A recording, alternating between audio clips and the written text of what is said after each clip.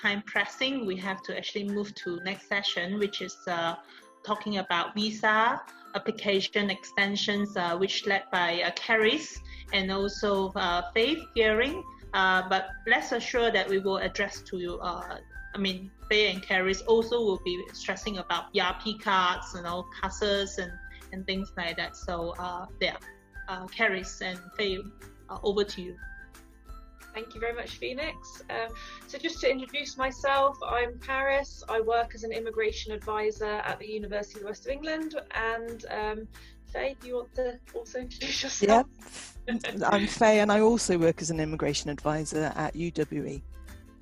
Brilliant. Wyman, can we get the slides up so we can start talking about, that's brilliant, thank you.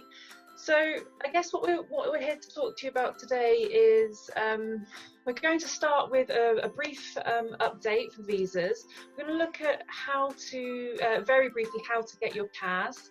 And once you've got your CAS, how to prepare for a visa application. And I think this is really important this year because, with potential travel disruptions at the moment, we're not sure how it's going to look in a couple of months' time, but it really is important for us to get prepared so we can get everything ready, get the visa application done and get travel to the UK in good time. So the previous slide that was just up was a disclaimer. So just to say that this information that we're giving today is based on the current guidance from the Home Office, and we will also be looking into temporary allowances under COVID-19, the policy guidance. So anything that's like a concession that may be relevant to your case. It is important to say that advice can change in the future. So while it's valid now, in 2 weeks, 4 weeks time, in a month, 2 months time, it may well be different. So it is really important to keep up to date by checking the government web pages. The UKISA web page is fantastic for COVID-19 updates, but also contact us. We are available, we're here, this is our job, we are here to advise you with the most up-to-date information. So our email address is up on that slide there. Next slide, please. Brilliant, thank you. So just to start off with a visa update, I mean, Ray's been talking about it a little bit anyway, but we'll just go over it again. We need to keep up to date with the latest advice from the UK government, and also visa application centres. So they are beginning to reopen. Previously they were closed both in the UK and in other countries, but they are beginning to reopen now. For Southeast Asia, you would need to be checking the VFS Global web pages, and there's a link there, just to check what your local visa application centre is doing, when is it going to be open, and how can you book an appointment to go and for your visa application. So it's really important you check ahead of time for that. When it comes to making a visa application, please check your UWE welcome page for all information we'll be sending through there, including your CAS. As I said before, please be prepared to make an application ahead of time. We're here to help you with that, and we're going to go into a few details in just a moment. And a couple of updates from the government, recent updates. So there has been an announcement that entry vignettes, that's the sticker that's available in your passport that will allow you to travel to the UK as a Tier 4 student. It used to be 30 days, so you have 30 days in which to travel. The Home Office has now extended that to 90 days. So when you get your passport back, it will have a 90-day sticker in there, and it will allow you to travel within that period of time.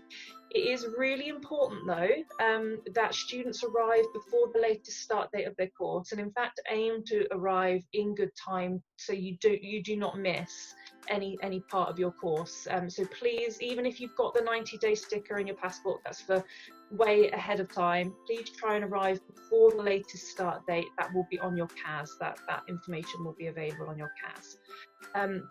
And the other thing to mention is the travel corridor. Ray spoke about quarantine or self-isolation upon arrival. At the moment, the standard time frame is 14 days.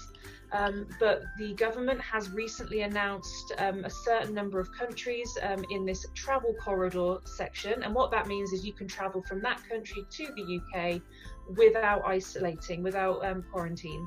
That is updated every couple of weeks, and there is a government webpage with all the countries. So I would be advising you to check that before you travel, at least 2 weeks before you travel, just to make sure you're aware of what needs to happen once you arrive. And we will be on hand, at the university will be on hand to advise you of self-isolation and that guidance if you need to do that. Okay, next slide, please. Okay, so preparing for your Tier 4 visa. I think a lot of people are keen to find out how to get your CAS and then how to apply for a visa. So we'll go through that just quickly now. So step one, you need to meet the conditions of your admissions offer, and that includes getting the unconditional offer, paying your deposit, providing your passport and any previous visa details, providing qualification certificates or transcripts, and if you are required to, provide financial documents as well to show that you meet the tuition fee requirement and the maintenance requirement. Once that's all been done, admissions sends you the CAS through the UWE Welcome portal, and then you are free to make your visa application. It's a very exciting process. So next slide, please. Next slide, please, Wyman. Thank you. Okay, so documents. Now, for certain nationalities, financial documents are not requested from the Home Office. Malaysia, China, Indonesia, Thailand, Singapore, all of these countries, you're not required to send or provide financial documents as part of your application. However, we strongly recommend that you have these documents prepared ahead of time, because the Home Office can and do spot check. So they can ask for these documents after you've submitted your application. And it's for that reason we advise you to prepare these documents anyway by the time you make your visa application. So that's kind of the first point. You need to have a bank statement or a sponsorship letter that shows that you are able to pay for your tuition fees and maintenance requirements, that's living costs whilst you're in the UK. That can be a bank account in your name, it can be a bank account in your parents' name. If you do rely on your parents' bank statements, you also need to have your birth certificate to prove that they are your parents, and a consent letter from them. Documents you will definitely need is your passport, your valid passport, and if you have any current visa, like a BRP, so if you're already a student in the UK or another institution or with UWE, you'll need to keep hold of that BRP. ATAS certificate is required for certain courses, like mechanical engineering, aerospace engineering, studying at a master's degree or above. It's a certificate that you will have to get as part of the admissions requirements, so you should already have that before you apply for your visa. And also, if you're under 18, a letter from your parents, you can come and speak to us about this, because there are certain requirements that need to be in the letter. We can advise you. You may have a police registration certificate if you are required to register with the police. It's certain nationalities only, and really that's for if you're applying from inside the UK. And just to say, any document that isn't in English or isn't officially produced in English has to have an official translation by a professional translator, and has to have those requirements on the screen there. Bank statements, if you are asked to provide them, you need an original bank statement. Copies of these documents are fine, but they have to be copies of original documents. You can't have an e-statement, for example. Okay, next slide, please.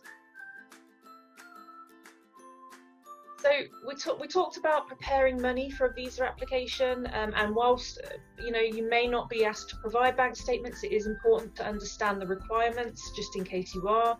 Maintenance, which is also known as living costs, is £9,135.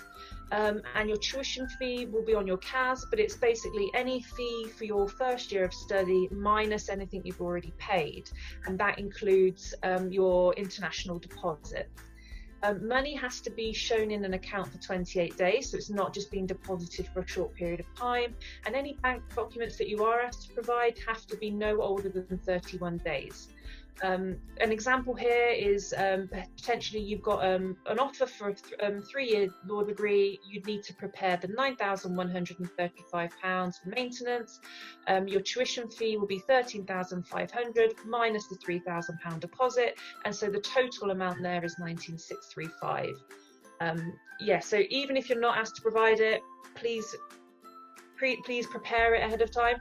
If you're applying inside the UK, you will need to be able to show this before making a visa application online. The advisors will be on hand to check documents and support you through that. Next slide, please.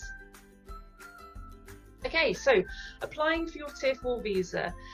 My colleague Faye is going to go through the scenarios of applying outside and inside the UK, but I thought it would be just a good idea to go through some of the costs associated with this.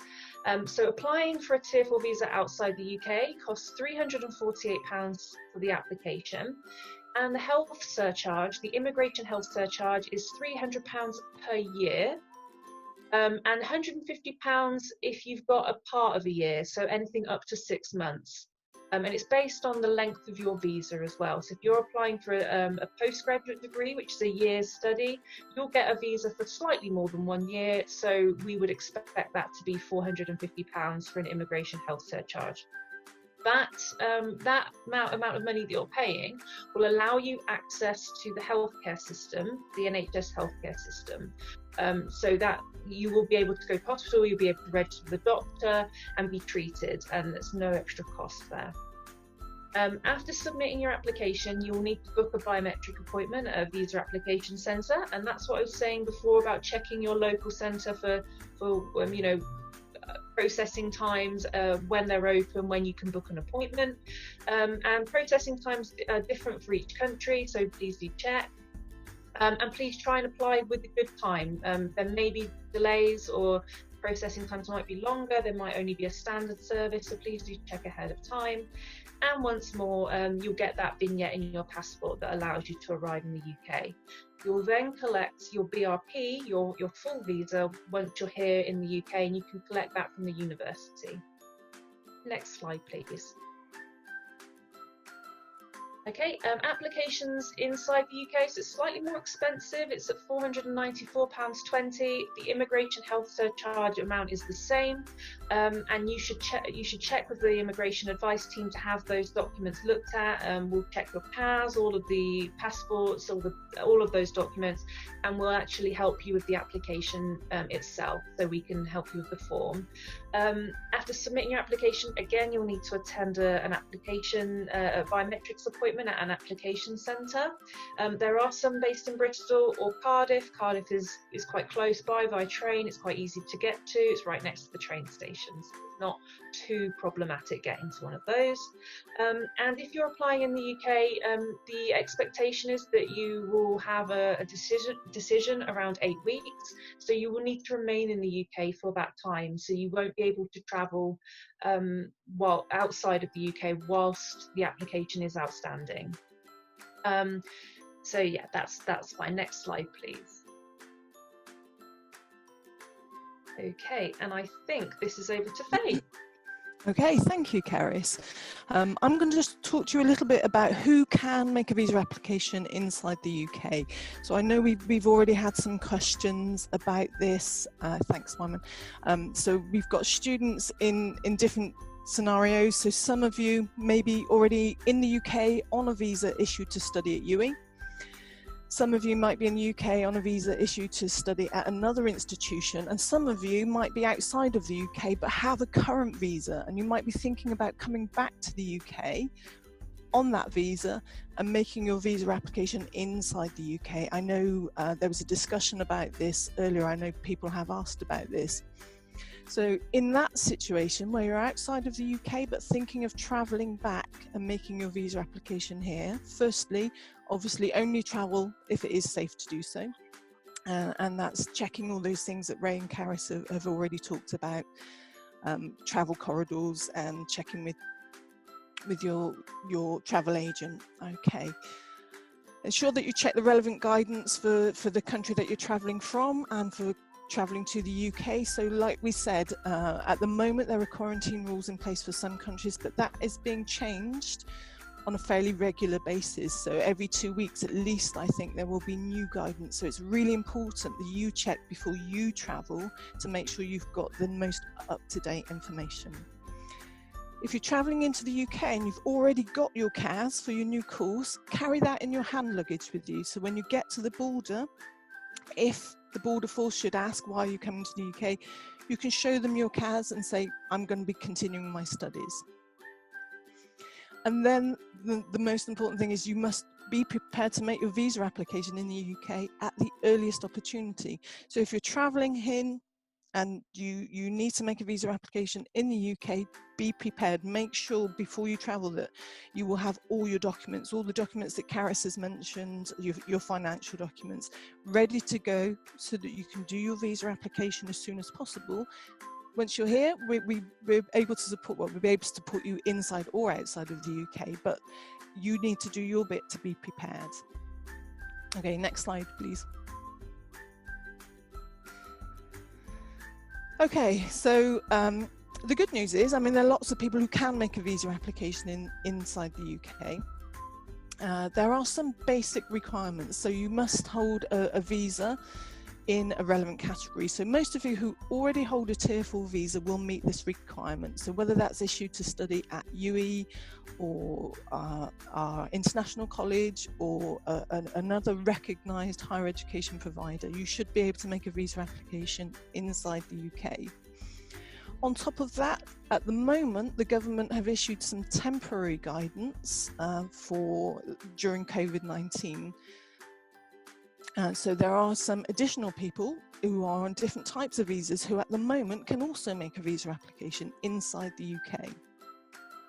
The next requirement is ordinarily there must be no more than 28 days between the expiry of your visa and the start of your new course.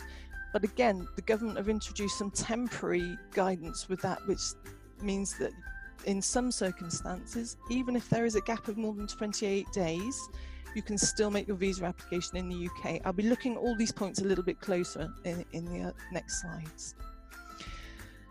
And then if you're in the UK and you've got a visa, you must meet the government requirements for academic progression. So you must be able to show that you have successfully completed your previous course.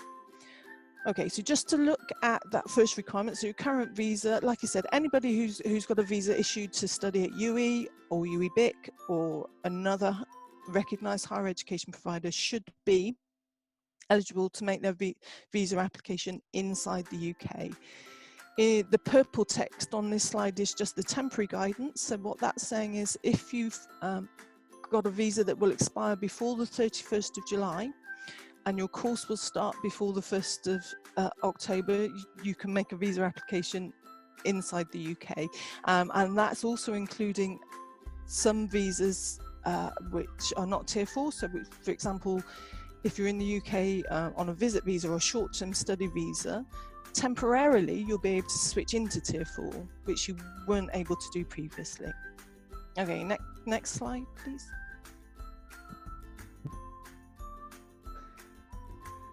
Okay, so the 28-day rule, we do get a lot of questions about the 28-day rule. So for people who are already in the UK, it's important to be aware of the length of time between the expiry of your visa and the start date of your course, because ordinary standard guidance says that you can't make a visa application in the UK if there's a gap of more than 28 days. Again, there's some temporary guidance which will allow you to do that in some exceptional circumstances. There are two bits of temporary guidance for this. One is very clear, and if you meet this criteria, it's very easy to tell if you meet this criteria, because your visa has to expire before the 31st of July, and your course must start before the 1st of October. So that piece of temporary guidance is very clear.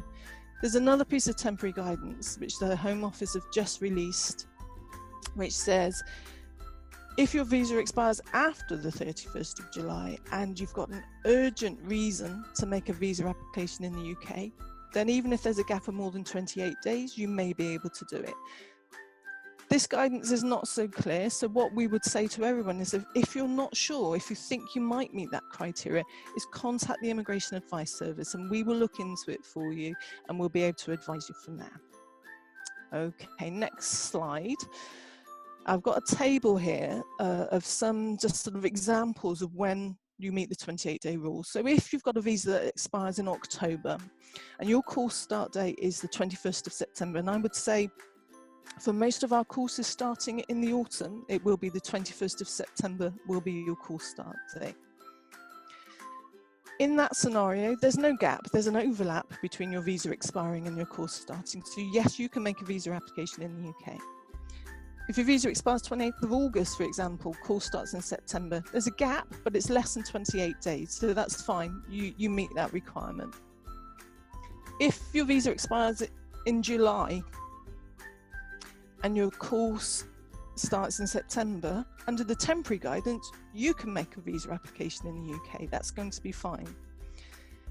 If your visa expires in August and your course starts in September, you may be able to make an application in the UK if it's urgent, and that's where we say come and talk to us and we'll look at that situation for you.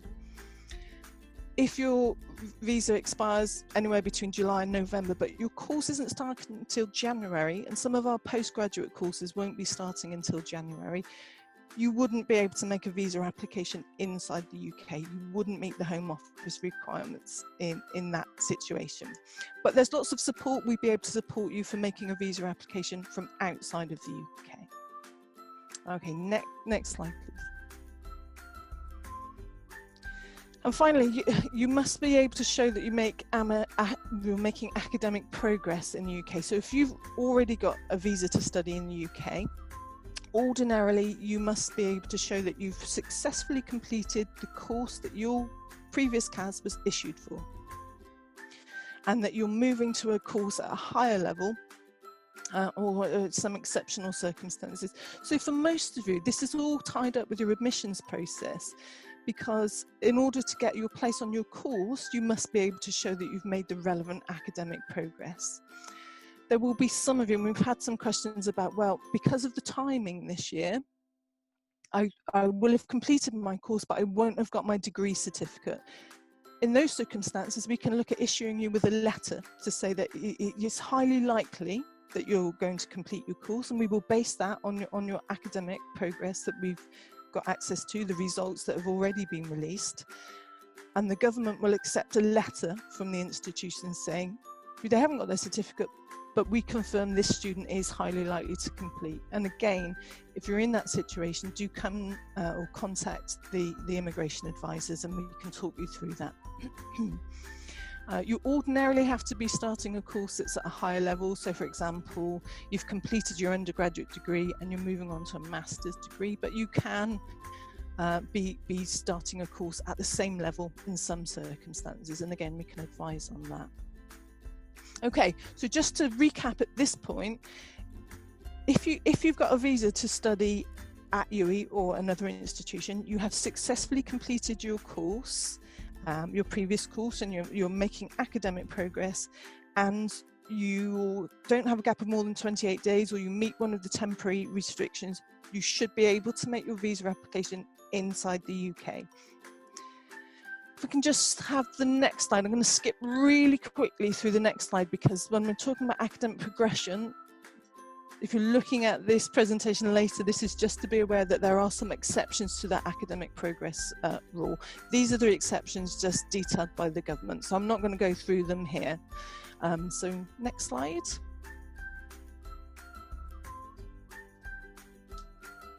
Thank you. Okay, so Caris has talked about the documents that you're going to need. I've talked about where you can make your visa application inside or outside the UK. So just a little bit here before I finish about when you need to make your application. So the most important thing is you must always make your application before your current visa expires. If you've got a current visa for UWE, you must make your application and you're starting your course, you must make your application within 6 weeks of starting your new course or before your visa expires, whichever is earliest.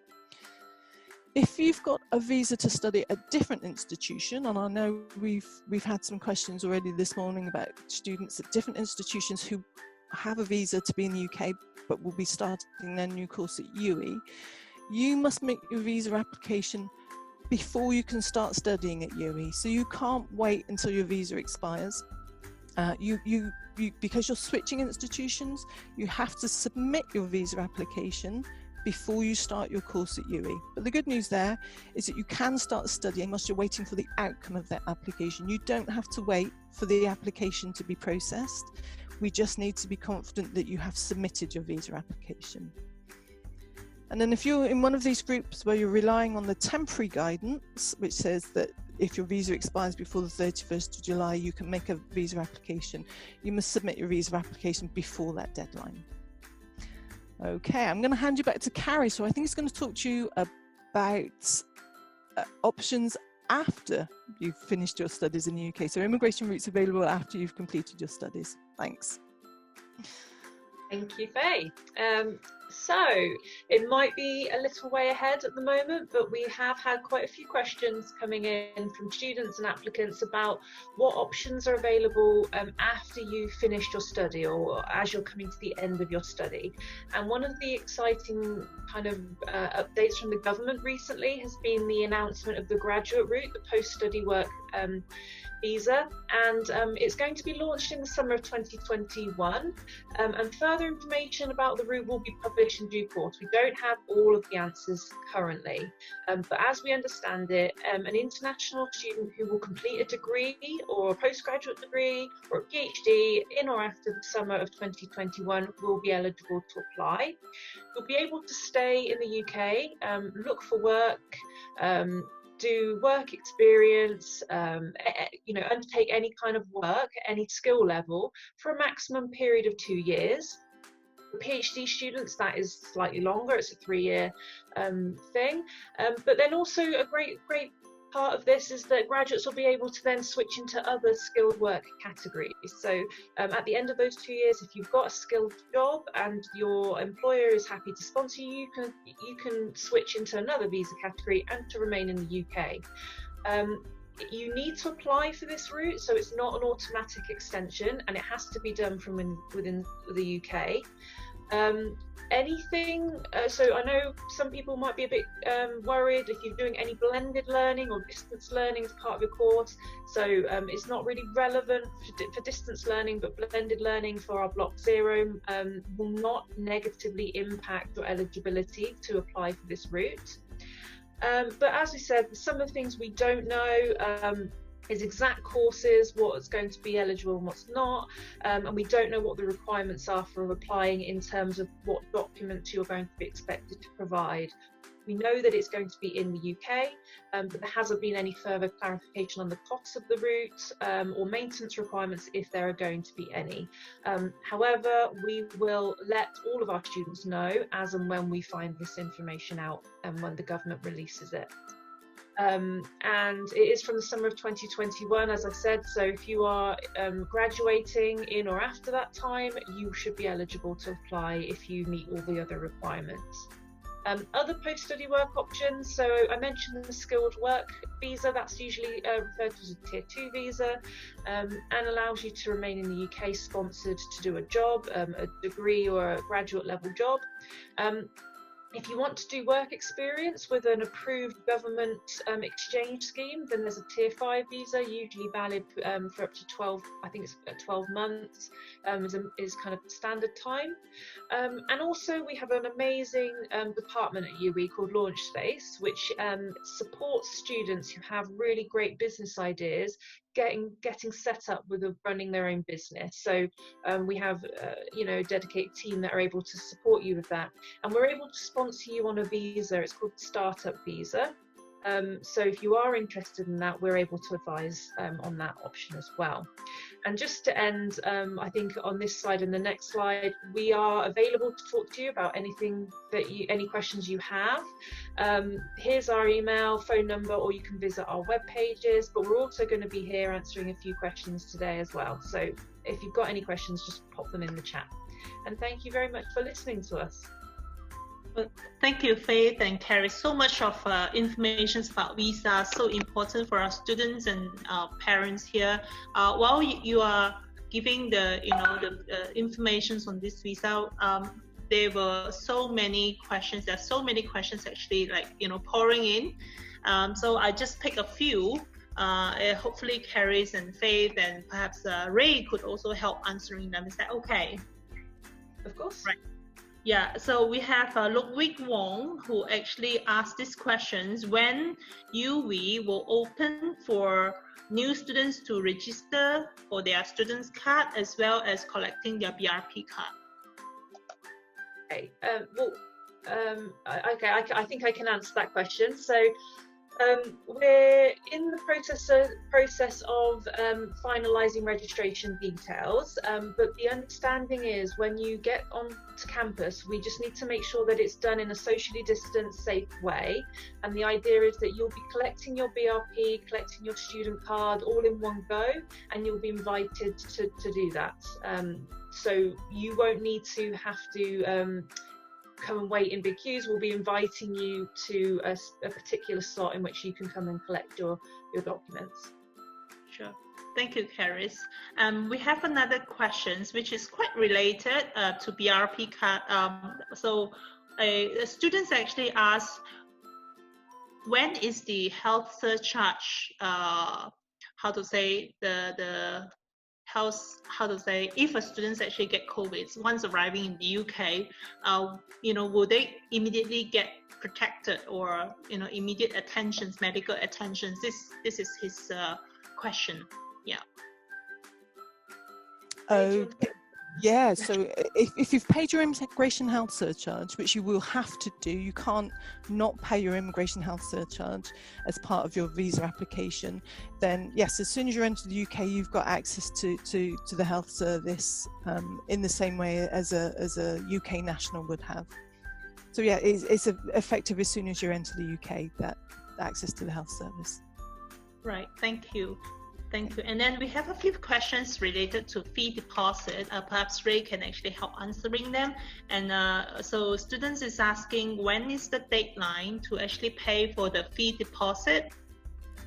Okay, well, of course, the ideal time, if you're a student that's actually going to the UK this autumn, so that means you'll be starting the Block 0, the online work, the online introduction in September, and then going to UWE in October, I would advise you pay it now by July the 31st, because if you pay it now by July the 31st, we're going to give you £300 off of your main course fee, and that of course will cover the health surcharge. Now, for those people who are coming in January, that date is September the 30th. So they're the two dates in my mind, July the 31st or September the 30th, if you want the discount for the health surcharge. However, if you're not worried about that, then you can pay later. The most important thing is you've got to think about all the time required to apply for your visa, to make your travel arrangements. So I would have said any time, if it's a September entry, up till late August, and for January, really sometime in October. They're the latest sorts of dates if you can possibly manage it. Right, thank you, Ray. Yeah, so let me just emphasize what Ray has actually mentioned. If you pay your fee deposit £3,000 before the 31st of July, you actually get a rebate on the IHS, the health surcharge rebate of £300, which will deduct from your tuition fees. Now, Ray, what if the students' results were only released after the 31st of July, say like in August? Should the students actually pay the £3,000 in advance before the 31st of July? They pay the money now, because if you pay it and for whatever reason you're unable to come to UWE, whatever the reason, say your results are not what you expected, you will get a full refund. So you wouldn't lose the money. And I think that's really important. The same as if a student says, actually, I can't come this year, I'm going to defer to next year, then that money can be held.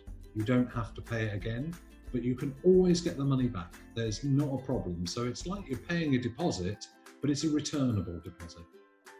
But if they actually pay the deposit before the 31st of July, and then they decided to defer, will the IHS rebate applicable next year, or it's just meant to be utilized this year? It's only available this year. If you pay the £3,000 but you don't join us until 2021 summer, I'm afraid the £300 is lost. Right, thank you. And we have questions about how long the visa is going to last for undergraduate and postgraduate students. Perhaps Caris and Faye could actually answer this question. Sure, I'll take this one then.